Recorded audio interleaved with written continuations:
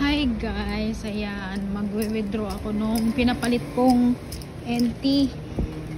Kasi nga, 'di ba, yung GCash ko na-freeze yung yung ATM lang naman. Hindi ako makapag-withdraw kasi nga nandun pa sa loob ng machine. So, pinapalitan ko na lang ng NT dollars para makuha ko lahat ng pera noon kasi mamaya magka-problema lalo, di hindi ko makuha.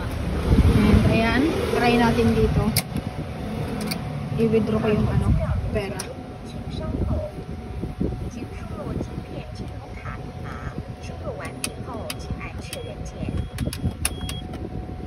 Ayan.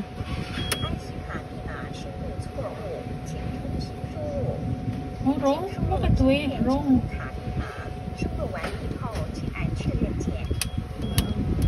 2071.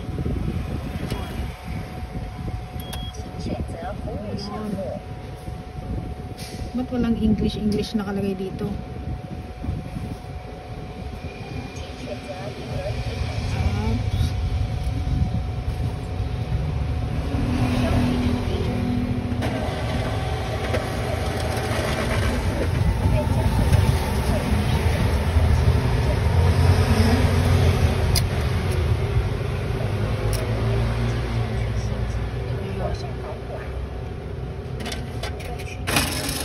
Gagawa tayo ng another transaction.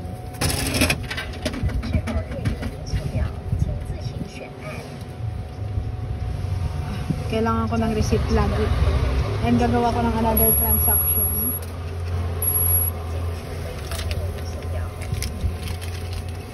Another one.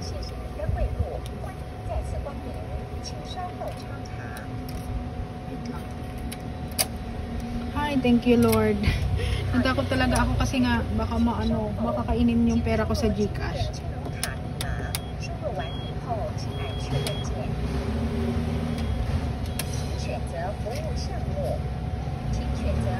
At least hindi pwedeng tawag yung kasi kailangan ko sana yung 500 pa. Pero okay na. No? Thank you Lord. Nawala yung sakit ng ulo ko. Sayang din yung yung pera dito. I mean, ayan, kailangan ko na resibo lagi kasi siyempre mahirap na. Thank you. Thank you so much.